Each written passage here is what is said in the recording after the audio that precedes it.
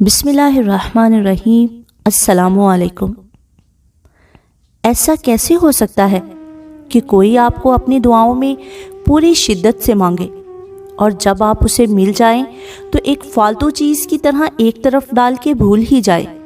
سوچیں اس کا پیچھا نہیں چھوڑ رہی تھی۔ کیا میں اتنی ارزاں ہوں؟ سردی کی اداس سی شام اب مکمل اندھیرے میں ڈھل چکی تھی۔ ایک جامد سناٹا تھا جو لگتا تھا پورے عالم پر چھایا تھا، ساتھ اس کے دل پر بھی۔ وہ کافی دیر سے ایک ہی پوزیشن میں بیٹھی سامنے لگی اس معصوم سے بچے کی تصویر کو تک رہی تھی جو سامنے پڑے چھوٹے سے ٹیڈی بیئر کو اٹھانے کی کوشش کر رہا تھا۔ اب سے 7 ماہ پہلے یہ تصویر اس نے بڑے ارمان سے اپنے بیڈ کے بالکل سامنے لگائی تھی جب وہ ڈاکٹر کے پاس سے خوشخبری لے کر آئی تھی، ایک نئی امید کے ساتھ کہ سب ٹھیک ہو جائے گا۔ سرد ہوا کا تیز جھونکا اس کے چہرے سے ٹکرایا تو وہ چونکی۔ جانے کیسے کھڑکی کھلی رہ گئی تھی، اسے اجازت کہاں تھی شام کے بعد کھڑکی دروازے کھولنے کی؟ ایک جگنو اس کی آنکھ میں چمکا۔ اس نے بے دردی سے آنکھوں کو رگڑا۔ سردی کا اثر تھا یا ایک ہی جگہ جمے رہنے سے اس کے پیر بالکل سن ہو چکے تھے۔ اپنے سرد پیروں کو بہت کوشش کے بعد چلنے کے قابل بنایا۔ دھیرے سے قدم اٹھاتی کھڑکی تک آئی۔ سامنے دالان میں خاموشی کا راج تھا، لیکن اس کے دائیں طرف کے تیسرے کمرے سے بولنے کی آوازیں آ رہی تھی، ہنسنے کی آوازیں آ رہی تھی۔ اس کا دل ایک بار پھر یاسیت کا شکار ہوا۔ آنسوؤں کا گولا حلق میں اٹکنے لگا۔ اس نے آگے بڑھ کر کھڑکی کے پٹ زور سے بند کر دیے۔ بند ہوتے پٹ سے کھیلتا ایک شرارتی ہوا کا جھونکا اس کے چہرے سے پوری قوت سے ٹکرایا۔ دائیں آنکھ سے ایک آنسو اسی قوت سے آنکھ سے باہر نکل آیا۔ اس نے اب ضبط کی کوشش ترک کر دی۔ وہی کرسی پر تھکے انداز میں بیٹھ کے ایک بار پھر سے سامنے لگی تصویر کو حسرت سے تکنے لگی۔ کیا کوئی اپنی محبت کے ساتھ ایسا بھی کر سکتا ہے؟ ساری سوچیں اب بھی وہی تھی۔ اپنی جویریہ سے بہت بڑا ہے امجد، مجھے تو کسی طرح اس کے جوڑ کا نہیں لگ رہا۔ آمنہ بیگم نے چائے کا کپ شوہر کو پکڑاتے ایک امید سے بات شروع کی۔ وہ ایک ہنکارا بھر کے خاموش ہو گئے۔ وہ خود بھی پریشان تھے۔ غزالہ جبھی تیسری بار ان کے پاس جھولی پھیلا کے آئی تھی۔ 2 بار وہ بغیر کسی جواز کے انہیں منع کر چکے تھے، لیکن امید کا دیا لیے وہ ایک بار پھر ان کے آگے دستے سوال ہو گئی۔ امجد میں بظاہر تو کوئی برائی نہیں تھی، لیکن 2 باتوں کو وہ نظر انداز نہیں کر سکتے تھے۔ ایک وہ جویریہ سے کافی بڑا تھا اور دوسرا وہ ملائیشیا میں جاب کرتا تھا۔ وہ کبھی بھی اپنے لختے جگر کو اتنا دور نہیں بھیجنا چاہتے تھے۔ گو کہ دیکھا بھالا گھرانہ تھا، لیکن وہ چاہ کر بھی ان 2 باتوں کو نظر انداز نہیں کرنا چاہتے تھے۔ لیکن اس بار نہ جانے کیا بات تھی کہ وہ غزالہ جبی کو صاف منع نہ کر سکے۔ ایک آس کی ڈور انہیں تھما کے اب خود بے چین بیٹھے تھے۔ آمنہ بیگم فکر مندی سے شوہر کے چہرے کو تک رہی تھی۔ بغیر کسی ٹھوس وجہ کے گھر آئے رشتے ٹھکرانا بھی تو ٹھیک نہیں عاشر کی ماں۔ بہت دیر بعد ان کے منہ سے یہ جملے سن کے آمنہ بیگم کے شک کی تصدیق ہو گئی۔ بیٹی اپنے سسرال میں خوش ہو، بھلے دور ہی رہے، ماں باپ کے لیے اس سے بڑھ کر اور کیا خوشی ہوگی؟ وہ تھکے ہوئے انداز میں بول رہے تھے۔ تم کل غزالہ جبی کو ہاں کہلوا دو، انسیہ کی بارات میں اس کی نسبت طے کر دیں گے۔ اپنی بات مکمل کر کے وہ کھڑے ہو گئے۔ مغرب کا وقت ہو گیا تھا، پھر وقت جیسے پر لگا کر اڑ گیا۔ انسیہ کی شادی میں امجد اور جویریہ کی نسبت طے کر دی گئی۔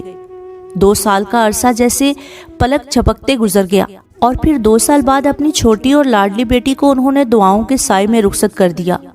اس حالت میں مجھے آپ کی ضرورت ہے اور آپ مجھ سے بات تک نہیں کر رہے۔ واٹس ایپ پر ایک بار پھر اس نے میسج چھوڑا۔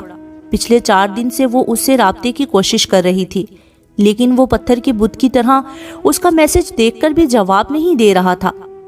پردیس میں اپنے پیاروں سے بات کرنے کا یہ واحد ذریعہ بھی اسے بیکار لگ رہا تھا۔ وہ جب سے امی کے گھر آئی تھی اس کی یہی بے توجہی اسے بری طرح کلسا رہی تھی۔ اس کا قصور یہ تھا کہ وہ امی کے ہاں سے ایک دن بعد آئی تھی اور اس کی ماں اسے اس حالت میں بھیجنے کے لیے ابھی بھی تیار نہیں تھی، لیکن وہ 4 دن کی اجازت لے کر آئی تھی، سو زیادہ رکنا مناسب نہ سمجھا۔ لیکن اچانک اس کا بی پی اس قدر لو ہو گیا کہ اسے وہیں رکنا پڑا۔ اگلے دن گھر پہنچ کر اس نے میسج کیا تو جواب آیا، اب بھی نہ آتی؟ میں پھر معافی مانگتا تمہارے ماں باپ سے تب آتی۔ وہ حیرانی سے میسج پڑھ کے وہیں بیڈ کے کونے پر ٹک گئی۔ وہ پچھلی بار کی اپنی ہر زیادتی اس کے حصے میں ڈال رہے تھے۔ اگلے آدھا گھنٹہ وہ اسے صفائیاں دیتی رہی کہ طبیعت ٹھیک نہیں تھی اس لیے کل نہ آ سکی، لیکن وہ کچھ سننے کو تیار نہ تھا، اور جب سے اب تک وہ اسے میسج کر رہی تھی لیکن وہ جواب دینے کے لیے بالکل تیار نہ تھا۔ ایک جامد خاموشی اس کے وجود سے لپٹ گئی۔ کوئی اپنی محبت کے ساتھ ایسا کیسے کر سکتا ہے؟ اس نے میکے جانا چھوڑ دیا۔ اسے آخری مہینہ چل رہا تھا۔ فروری کے شروع ہی میں اس کی ڈلیوری متوقع تھی۔ وہ شدید ڈپریشن کا شکار تھی۔ تنہائی، اداسی، اکیلا پن، سردی کی اداس شامیں اسے اور اداس کر دیتی تھی۔ جس کے نام پر اس گھر میں بیٹھی تھی، وہ پردیس میں بیٹھا اس سے بات کرنے کا روادار تک نہ تھا، اور گھر کے لوگ اسے اس گھر کا مکین تو دور انسان تک نہ سمجھتے تھے۔ وہ حیران ہوتی تھی کہ پوری چاہ سے مانگ کر بیاہ کر لانے والے اسے اتنے بدظن کیوں تھے۔ اس کی تربیت میں سرکشی، ہٹ دھرمی، ضد کچھ نہ تھا۔ وہ اپنے ماں باپ کی فرمانبردار اولاد تھی۔ امی نے بتایا کہ اس کا رشتہ ابو نے طے کر دیا تو اس نے ایک لفظ بھی نہ کہا کہ کیوں۔ وہ اس کے ماں باپ تھے، اس کا اچھا برا سمجھتے ہیں۔ اس نے ان کی خوشی میں اپنی خوشی تلاش کرنا شروع کی۔ اسے ماں باپ کو چھوڑ کر پردیس جانا تھا۔ دل اداس تھا، لیکن اپنے ابو کے فیصلے کو پورے دل سے تسلیم کیا، اور ہر لڑکی کی طرح جیون ساتھی سے ڈھیر سارے پیار کی آس لیے وہ سسرال آ گئی۔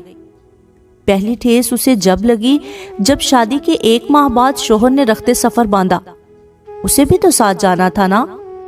تم چلو گی ساتھ تو امی اکیلی رہ جائیں گی، تم ان کے پاس رہو۔ وہ خاموشی سے اس کے محبت بھرے الفاظ سنتی رہی اور وہ چلا گیا پورے 1 سال کے لیے، لیکن 1 ماہ میں اس قدر محبت دی کہ وہ امجد کی محبت کی اسیر ہو گئی۔ وہ اس کی محبت کی قید سے نکلتی ہی نہیں اگر خوشیاں مہربان رہتی۔ اور پھر ایک نہ ختم ہونے والا اذیت کا سلسلہ تھا۔ اس کی حیثیت اس گھر میں کیا تھی کہ اس کے استعمال کی ہر چیز علیحدہ کر دی گئی؟ وہ اس گھر کی فرد ہو کے بھی اس کا حصہ نہ تھی۔ تم امی کے ساتھ رہا کرو، انہیں سمجھو، ان کی پسند کا خیال رکھو، آہستہ آہستہ وہ ٹھیک ہو جائیں گی۔ شوہر سے کی گئی شکایت کا نتیجہ اگلے 2 دن بعد ہی سامنے آ گیا۔ جب شام میں امجد سے بات کر کے مسرور سی تیار ہو کر وہ باہر آئی تو ساس نے اوپر سے نیچے تک غور سے دیکھا۔ شوہر گھر پر نہیں تو کیا ضرورت ہے ہونٹ لال کرنے کی؟ گھر میں جوان دیور ہے، ایسے بن ٹھن کے کسے دکھانا چاہتی ہو؟ میں کچھ کہوں تو فوراً شکایت لگا دیتی ہو۔ اب میں خود بتاؤں گی تمہارے کرتوت امجد کو۔ جاؤ اپنے کمرے میں۔ شور کی آواز سن کے واجد بھی اپنے کمرے سے نکل آیا تھا۔ وہ خجالت کے باعث قدم بھی نہ ہلا پائی۔ من بھر کے قدم اٹھاتی وہ کمرے میں آئی، ہونٹوں کو بے دردی سے رگڑا، پورا چہرہ لال ہو گیا۔ وہ سر بازوؤں میں دیے بے آواز جانے کب تک روتے روتے وہیں سو گئی، ساتھ اس کی قسمت بھی۔ اس کی غلطی یہ تھی کہ اس نے اپنے ماں باپ کا مان رکھا، ان کے فیصلے پر سر جھکا دیا۔ اس کی غلطی یہ تھی کہ وہ حسین صورت تھی اور شوہر سے دور تھی۔ آپی، میرا دم گھٹنے لگا ہے، دل کرتا ہے خود کو ختم کر دوں۔ وہ میسج لکھتی بے آواز رو رہی تھی۔ دوسری طرف سحر اس کے میسج پڑھ کے پریشان ہو رہی تھی۔ جس حالت میں اس وقت وہ تھی، اسے بہت زیادہ توجہ کی ضرورت تھی، خیال اور پیار کی ضرورت تھی، لیکن اس کے پاس تنہائی کے سوا کچھ نہ تھا۔ جویریہ، تم مسلمان ہو۔ مسلمان کبھی مایوس نہیں ہوتا کیونکہ وہ اللہ پر اور اس کے فیصلوں پر مکمل یقین رکھتا ہے۔ تم اپنے بچے کے لیے کیوں نہیں زندہ رہنا چاہتی؟ سحر میسج لکھ رہی تھی۔ وہ تو کال کرنا چاہتی تھی، لیکن جویریہ سسرال میں ایسے آرام سے کال پر بات بھی نہ کر سکتی تھی۔ تم نماز پڑھو اور دعائیں پڑھو، اس کا اثر تمہارے بچے پر بھی ہوگا۔ ایسے ہر وقت روتی بسوڑتی رہو گی تو وہ بھی دنیا میں آ کر رو رو کے تمہیں تنگ کرے گا۔ جی آپی، میں سب پڑھتی ہوں، لیکن دل کو سکون نہیں ملتا۔ اس نے آنسو پونچھتے ہوئے میسج لکھا۔ سکون کیسے ملے گا جب تمہیں اللہ پر یقین ہی نہیں؟ ہر کالی رات کے بعد روشن سویرا ضرور ہوتا ہے جویریہ۔ یہ مشکل وقت بھی گزر جائے گا چندا، بس تھوڑا صبر اور انتظار۔ جانتی ہو نا، اللہ صبر کرنے والوں کے ساتھ ہے۔ سحر کے اس میسج نے اسے تھوڑا حوصلہ دیا، یا شاید وہ حوصلہ کرنے پر مجبور تھی۔ امی، آپ فارغ ہیں صبح؟ وہ جو سحر کی باتوں سے حوصلہ پکڑ کر تھوڑی ہمت کر کے رات کو ساس کے کمرے میں چلی آئی، اب ان کی حالت دیکھ کر بدحواس ہو گئی۔ وہ بیڈ پر گری بہت بے ترتیب سانسیں لے رہی تھی۔ امی، کیا ہوا آپ کو؟ وہ تیزی سے ان کے جانب لپکی، ان کی آواز نہیں نکل رہی تھی۔ واجد جلدی آؤ۔ وہ ان کا ہاتھ سہلاتی دیور کو پکارنے لگی۔ انہیں فوراً ایمرجنسی میں لے جایا گیا۔ اس نے واٹس ایپ پر امجد کو پیغام دیا۔ اس کی اپنی حالت زیادہ ٹھیک نہیں تھی، لیکن وہ پھر بھی خود کو چادر میں اچھی طرح لپیٹ کے ساس کے ساتھ چل دی۔ اسے صبح آپریشن کے لیے بلایا تھا اور یہی کہنے وہ ساس کے کمرے میں آئی تھی، یا شاید بھیجی گئی تھی، کیونکہ اگر وہ وہاں نہ جاتی تو غزالہ جبی تڑپ تڑپ کر دم توڑ دیتی۔ انہیں دل کا دورہ پڑا تھا۔ بر وقت طبی امداد سے ان کی حالت اب خطرے سے باہر تھی۔ وہ پوری رات ان کے پاس بیٹھی رہی۔ صبح اس کی ہمت جواب دے گئی تو اس نے گھر کال کر کے اپنی امی کو بلایا۔ وہ بے ہوش ہونے کے قریب تھی جب اسے ہسپتال پہنچایا گیا۔ بی پی خطرناک حد تک گر چکا تھا۔ آج اس کی چھٹی تھی۔ اس نے خوبصورت سے بیٹے کو جنم دیا تھا۔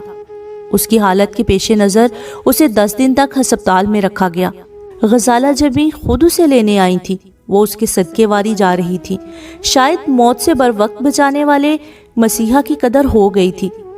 آج انہیں اپنی سب زیادتیاں یاد آ رہی تھی۔ وہ من موہنی صورت والی جویریہ آج انہیں اپنی اپنی سی لگ رہی تھی۔ ان کی دونوں بیٹیاں دوسرے شہر میں رخصت ہو کر گئی تھی۔ ابھی اتنی حالت خراب میں وہ فون کال ہی کر سکی۔ پریشان تھی، لیکن سسرال کی طرف سے مجبور فوری آ نہ سکی، اور ایسی حالت میں اسی نے ان کی جان بچائی جس کی زندگی انہوں نے اجیرن کر کے رکھی ہوئی تھی۔ جویریہ ان کی اپنی پسند تھی۔ اپنے کم صورت پکی عمر کے بیٹے کے لیے انہوں نے خوبصورت جویریہ کا انتخاب کر تو لیا، لیکن منگنی کے بعد ہی بیٹے کی ضرورت سے زیادہ دلچسپی دیکھ کے وہ پریشان ہو گئی۔ امجد نے نکاح کے لیے ضد کی تاکہ وہ جویریہ کے کاغذات ساتھ لے جائے اور اگلی بار میں رخصت کروا کے ساتھ لے جائے، لیکن غزالہ جمی سے یہ التفات برداشت نہ ہوئے۔ انہوں نے بیٹیوں کی شادی کے بہانے امجد کی اس خواہش کو دبا دیا۔ شادی کے بعد کم عمر جویریہ ان کے لیے بہت آسان ہدف ثابت ہوئی۔ اسے گھریلو سیاست چالاکیاں نہیں آتی تھیں، وہ ان کے آگے دب گئی۔ امجد اپنی خواہش کو دل میں دبا کے واپس لوٹ گیا۔ اب ان کے لیے میدان بالکل صاف تھا۔ انہوں نے جی بھر کے امجد کو جویریہ کی طرف سے بدگمان کیا۔ اپنے جلن حسد میں وہ یہ بھی بھول گئی کہ وہ ان کے گھر کا چراغ روشن کر رہی ہے۔ کیسی ہو جویریہ؟ اور ہمارا شہزاد کیسا ہے؟ سحر کے میسج پر جویریہ نے جھٹ کال کر لی۔ السلام علیکم آپی، کیسی ہیں آپ؟ وعلیکم السلام، الحمدللہ ٹھیک، تم کیسی ہو؟ آیان کیسا ہے؟ اللہ کا شکر میں بھی ٹھیک ہوں، اور میرا بیٹا بھی، وہ مسکرا کے بولی۔ اللہ اپنے حفظ و ایمان میں رکھے، آمین۔ امی کے یہاں آئی ہوئی ہو کیا؟ سحر نے دل سے دعا دیتے ہوئے پوچھا۔ نہیں آپی، اپنے گھر پر ہوں۔ امی کا دل نہیں لگتا آیان کے بغیر، اور اب تو آیان بھی نہیں رہتا امی کے بغیر۔ سارا دن ان کے پاس رہتا ہے، گھر جاتی ہوں تو بہت روتا ہے۔ جویریہ مگن سی بول رہی تھی اور سحر جی بھر کر خوش ہو رہی تھی۔ ماشاءاللہ، بہت اچھا لگ رہا ہے تمہارے منہ سے یہ سب سننا۔ وہ مایوس روتی بسورتی جویریہ اب کہیں نہیں دکھتی۔ سحر کے لہجے میں اس کے لیے خوشی صاف جھلک رہی تھی۔ جی آپی، آپ ٹھیک کہتی تھیں، وقت ہمیشہ ایک سا نہیں رہتا، اب سب کچھ بہت اچھا ہے۔ امجد اب بھی مجھ سے دور ہیں، لیکن اب امی ہیں میرے ساتھ۔ اب وہ خود ہی خیال رکھتی ہیں کہ امجد مجھے کال کرے۔ وہ مجھے امجد کے ساتھ بھیجنا چاہتی تھی، لیکن پھر یہاں وہ اکیلی ہو جاتی۔ واجد تو مرد ہے، سارا دن گھر پر، شام کو دوستوں کے ساتھ۔ اب امی کی طبیعت بھی ایسی نہیں کہ انہیں اکیلا چھوڑا جائے۔ اب ہم ساس بہو ایک دوسرے کی دوست اور ساتھی ہیں۔ رات کے کسی بھی پہر وہ میرے کمرے میں مجھے اور آیان کو دیکھنے آتی رہتی ہیں، اور میں بھی رات کو اٹھ کر ان کی خبر رکھتی ہوں۔ سارا دن پتہ ہی نہیں چلتا، ہنستے مسکراتے گزر جاتا ہے۔ انشاءاللہ اب 2 ماہ بعد واجد کی شادی پر ہم امجد کے پاس جائیں گے۔ امی کو ساتھ لے کر جاؤں گی، یہاں ان کا خیال کون رکھے گا؟ میرے ساتھ ہوں گی تو مجھے تسلی ہوگی۔ جویریہ بول رہی تھی اور اس کے پیچھے دروازے میں کھڑی غزالہ جبھی تشکر کے آنسو پہنچتی پوتے کو سنبھالے اپنے کمرے کی طرف بڑھ گئیں۔ بہو ہی گھر کی اصل بیٹی ہوتی ہے۔ وقت رہتے انہوں نے اپنے گھر کی خوشیوں کو بچا لیا تھا۔